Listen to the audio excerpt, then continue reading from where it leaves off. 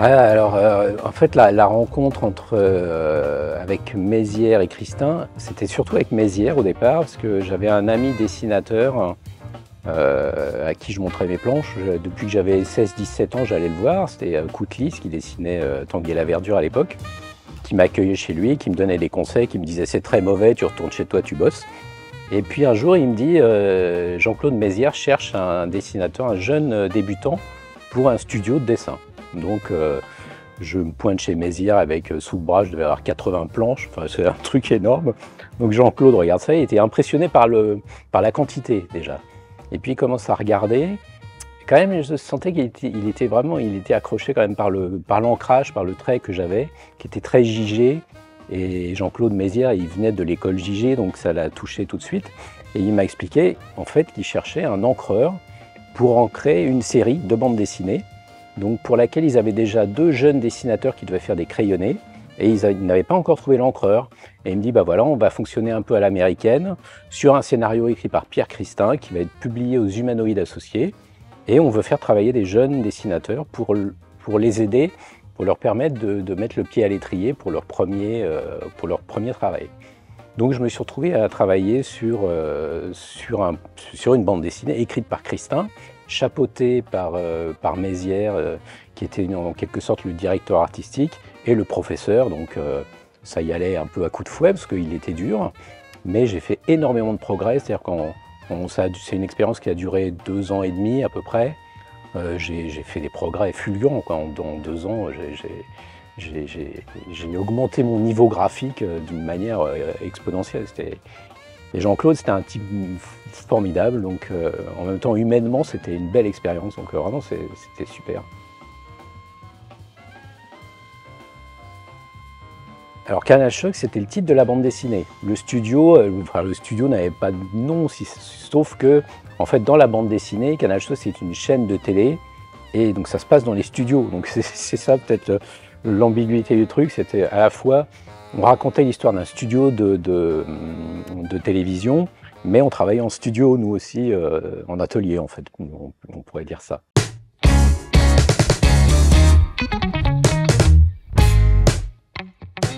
Alors, en fait, la rencontre avec Bollé, curieusement, correspond à peu près à la rencontre avec Jean-Claude Mézières. Donc, on avait 20 ans tous les deux et on commençait déjà à avoir plus ou moins des projets ensemble. Ça ne s'est pas concrétisé à ce moment-là, parce que moi, je me suis mis à travailler avec Pierre Christin sur plusieurs albums, et notamment sur une série qui, commercialement, a été un bide absolu. Donc là, j'ai pris mon téléphone, j'ai rappelé mon petit camarade Bollé, je lui ai dit, bah écoute, voilà, dans 1 an, j'ai plus de boulot, est-ce qu'on ne pourrait pas faire quelque chose ensemble? Et on est tombé quasiment tout de suite d'accord sur la thématique, c'était une histoire de science-fiction avec des effets de clair-obscur. Moi, graphiquement, j'avais envie de faire du clair-obscur, et lui, je savais que le côté science-fiction fantastique, ça lui plairait. Donc on est parti comme ça, un peu...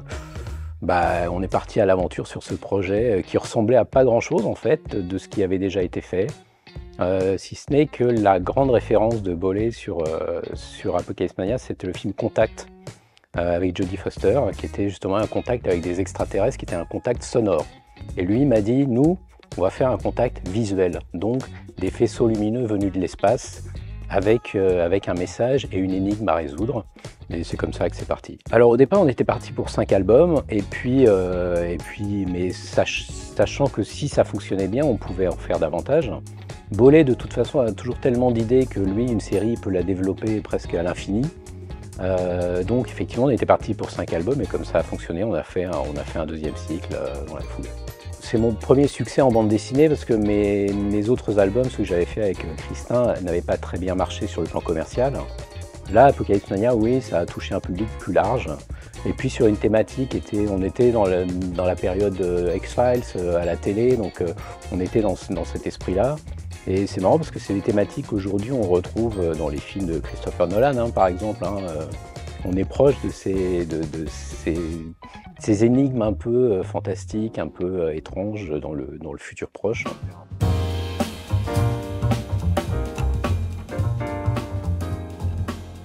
Oui, alors je dirais comme dessinateur, parce qu'en plus je me suis attaqué à la couleur directe, ce qui c'est la chose la plus difficile à faire en bande dessinée.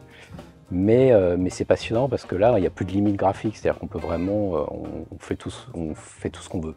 Et sur Apocalypse Mania, c'était un truc tellement hors norme et hors dimension qu'il fallait aussi que graphiquement, ça soit un peu délirant.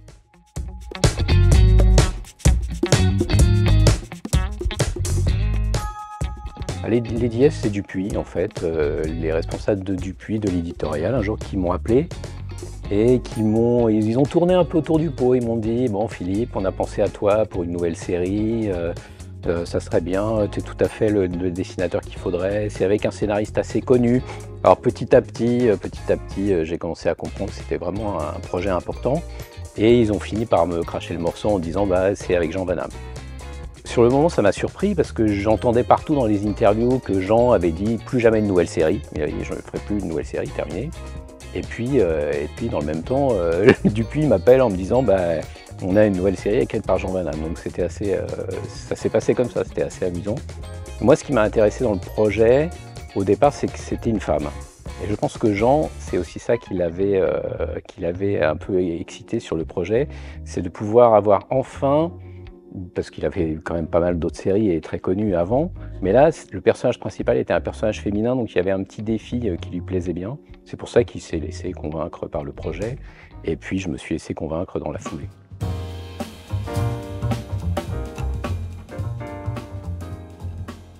J'ai mené un peu les deux séries en parallèle. C'était assez curieux, c'est-à-dire que j'ai fait en même temps que les DS, j'ai toujours fait autre chose. C'est-à-dire que je terminais Apocalypse Mania et je commençais les DS. Donc il y a eu, les albums se sont un peu chevauchés, enfin les séries se sont chevauchées. Ensuite, quand j'ai terminé Apocalypse Mania, j'ai fait la série Islands en 2 albums. Donc j'ai toujours alterné en fait. Je me suis jamais consacré uniquement à une série, et uniquement à les DS, mais j'ai toujours eu autre chose en parallèle. Et là, j'arrivais au bout d'Islands et je n'avais plus que les DS. Et il y a un moment, je me suis dit, bah non, là, il y a un truc qui ne va plus, ma petite machine est en train de se rouiller. Et c'est le moment que Bollé a choisi, innocemment, pour me proposer cette reprise de Bruno Brasil. C'est arrivé presque comme un jeu, en fait. Lui, dans son esprit, c'était le plaisir de scénariste de reprendre une série qu'il avait aimée étant jeune. Et on en avait déjà parlé ensemble, Apocalypse Mania, quand on faisait Apocalypse Mania, on avait parlé de Bruno Brasil et on adorait tous les deux cette série. Et je pense que quelque part, il avait gardé ça dans un coin de sa tête et il m'a dit, bah écoute, est-ce que ça te plairait de dessiner Bruno Brasil? Moi, les défis stupides, ça m'a toujours plu et donc j'ai dit, Bruno Brasil, tu peux pas me faire plus plaisir que ça. Donc j'ai dit ok, et surtout j'ai dit ok sur le fait qu'on allait reprendre exactement là où la série s'était arrêtée, c'est-à-dire que Greg a un peu, il a un peu sabordé la série, sabordé entre guillemets, c'est-à-dire qu'il a quand même décimé la moitié de l'équipe du Commando Caïman, sans nous raconter la suite. C'est-à-dire qu'après il a un peu laissé tomber la série, il l'a laissé de côté, et Bollé m'a dit, bah nous, cette suite qu'on n'a jamais lue quand on était gamins, eh ben on va la faire, voilà. Et c'était ça l'excitation vraiment de ce projet, c'était de pouvoir d'une certaine manière combler le trou qu'on avait et une espèce de frustration qu'on avait depuis toutes ces années. Et là on a fait, donc c'est parti comme une sorte de jeu, puis on a fait un diptyque puisqu'il fallait faire lancer la série, on avait besoin de 2 albums. On a refait un 3e album parce que c'est vrai que c'était un plaisir et on s'est dit allez on va en faire un 3e. Et après moi je me voyais pas partir sur une 2e série au long cours en parallèle à les DS. Et puis j'avais aussi un autre gros projet qui commençait à être prêt à sortir aussi. Donc il y a un moment où il faut faire des choix. Donc les DS continuent. Et puis j'ai dû laisser de côté Bruno Brasil pour me consacrer à cet autre projet dont je parlerai éventuellement plus tard. Il n'y a pas quelqu'un d'autre qui va reprendre Bruno Brasil pour l'instant? C'est pas prévu. Après, si l'éditeur a envie de continuer, si Bollé a envie de continuer les scénarios, il y a certainement moyen de trouver un dessinateur. Donc je lance un appel, si un dessinateur est intéressé, pourquoi pas. Moi, je laisse volontiers la place, si quelqu'un veut continuer, ce sera avec plaisir.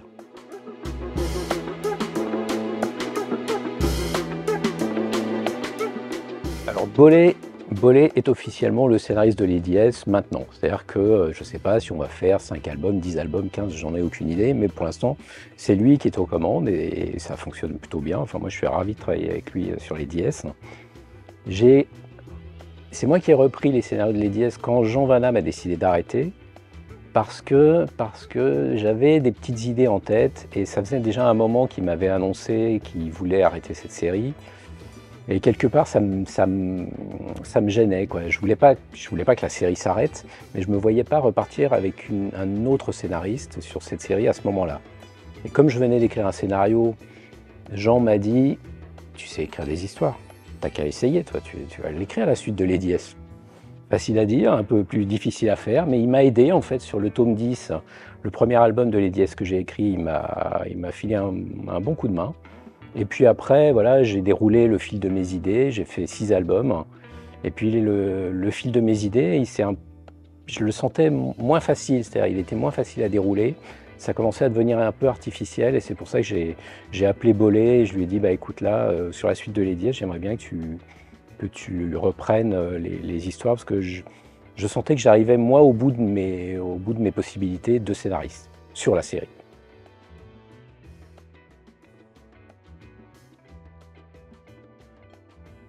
Alors Lady S évidemment est immortelle, n'est-ce pas? Je pense, enfin, je sais pas, en fait, j'en sais rien. C'est-à-dire que c'est vrai qu'on me pose souvent la question, est-ce qu'il y a un nombre d'albums prévu? Non. Est-ce qu'elle va s'assagir? Est-ce qu'elle va se marier, avoir des enfants? J'en sais rien. C'est plus une aventurière si ça arrive comme ça. Il y a- En même temps, c'est l'excitation de faire une série, c'est de ne pas forcément savoir où on va. C'est-à-dire, si, pour reprendre l'exemple de Jean Van Damme, quand il a écrit 13, il ne savait pas forcément où il allait. Ce qui n'empêche pas d'avancer et d'avoir justement toujours le plaisir d'écrire, parce que si on prévoit tout à l'avance, il y a un moment où on n'a plus vraiment le plaisir de faire les choses. Donc il faut se laisser surprendre aussi par ses propres personnages.